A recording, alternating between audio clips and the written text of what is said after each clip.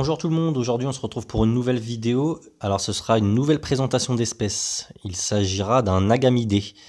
Alors l'agamidé, son nom c'est l'agame barbu ou le dragon barbu ou encore plus connu sous le nom de Pogona, le Pogona viticeps. Alors point de vue répartition, le Pogona viticeps est endémique de l'Australie, c'est-à-dire qu'on le retrouve nulle part ailleurs. Mais l'Australie, c'est grand. Alors on retrouvera donc dans le Queensland, la Nouvelle-Galles du Sud, l'Australie méridionale et le Victoria. Donc en bref, tous les endroits désertiques et semi-désertiques de l'Australie. Point de vue prix, alors il en existe maintenant de nombreuses mutations chez les Pogona, qu'on appelle les phasées. Il en existe par exemple des phasées raides, hippo, citrus, etc. Son prix variera donc selon l'espèce qu'on désire acquérir. Mais en règle générale, un classique vous coûtera entre 50 et 70 euros, à plus de 150 euros selon la phase et la rareté de cette phase. Point de vue taille, alors c'est un lézard relativement grand et massif, comparé par exemple à un gecko, hein.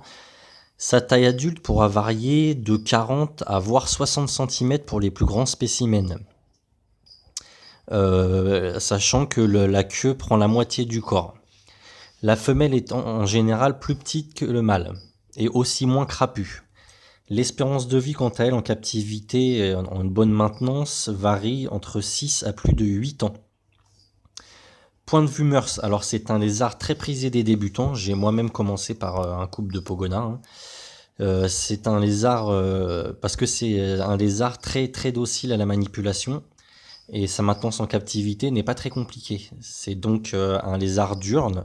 Je dirais pour ma part, depuis que je l'ai, je dirais que c'est semi-arboricole, donc docile. Il est même possible de bien les apprivoiser si on les a eus tout petits et qu'on a commencé à les apprivoiser tout petits. Point de vue reproduction, alors les Pogonas sont ovipares, donc la femelle pond donc des œufs qui seront de 10 à 20 œufs, hein. La saison de reproduction est principalement entre le printemps et l'été. L'incubation, quant à elle, des œufs sera entre 60 à 90 jours. La mienne, elle a duré 90 jours. Et cela selon la température. Moi, je conseille 28 degrés. Moi, ça a duré quasiment 90 jours à 28 degrés. Sur un substrat humide. Les petits qui vont éclore mesureront entre 5 et 7 cm.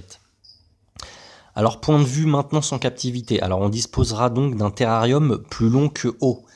Alors, pour un couple, je conseille un terrarium de minimum 120 par 60 par 60. Le terrarium sera désertique et donc semi-arboricole. Le substrat pourrait être composé de sable ou encore le mieux, c'est l'excavator. C'est un sable en fait qui une fois sec devient dur. On pourra donc par exemple leur créer des cachettes, voire un coin de ponte pour la femelle. Alors étant pour moi, donc je vous l'ai dit, un lézard semi-arboricole, on optimisera la hauteur du terrarium pour y augmenter l'espace de vie. Point de vue température, étant une espèce désertique, il lui faudra obligatoirement des UV adaptés aux espèces désertiques, à savoir du 10.0. Par exemple, je pense à une Solar Raptor pour être une bonne ampoule. Sachant qu'un point chaud d'au moins 35 voire 40 degrés est nécessaire à leur bonne survie en captivité. On leur proposera aussi un point froid qui est fait pour ma part avec une gamelle d'eau. Alors cette gamelle d'eau, il y en a qui en mettent, il y en a qui en mettent pas. Mais il faut savoir que cette gamelle d'eau n'est pas forcément obligatoire. Les Pogonas ne s'hydratent pas en buvant à la gamelle, ils s'hydratent avec l'eau qu'il y a contenue dans les aliments. Mais moi, je préfère quand même en mettre, hein, au cas où ils veulent se baigner ou quoi, je préfère mettre une gamelle d'eau. Quant à l'éclairage, ça sera allumé 12 heures par jour. Point de vue hygrométrie, l'hygrométrie de votre pièce environnante suffira, il n'y a pas besoin de pulvérisation, c'est un lézard désertique, hein.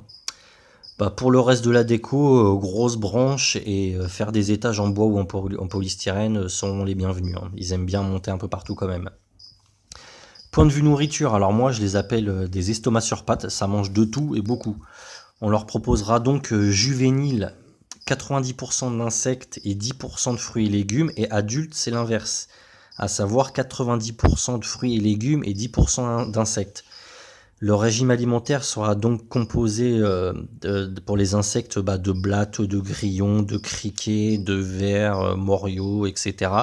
Et pour les fruits et légumes, un peu de tout, hein, salade, endives, carottes, etc. Saupoudrer 2 fois par semaine de calcium, notamment chez la femelle si elle est gravide, hein, si elle est pleine. Ça sera que du bonus pour elle. Après, info supplémentaire, alors attention, parce que si vous maintenez un couple ensemble, le mâle chez cette espèce est bien dominant. Il fait voir sa dominance en hochant la tête de haut en bas. Et donc il peut être violent et épuiser rapidement la femelle. Donc si vous voyez que la femelle maigrit et commence à être peureuse ou a même des traces de morsure, alors dans ces cas-là, il faut immédiatement les séparer.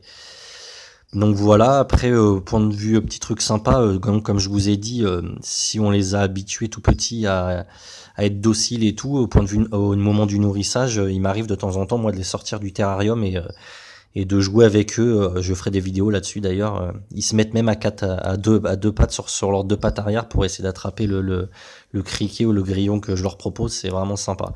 Donc pour conclure, c'est vraiment un lézard super, que ça soit débutant ou pas. C'est vraiment une espèce super sympa à détenir, à maintenir en captivité.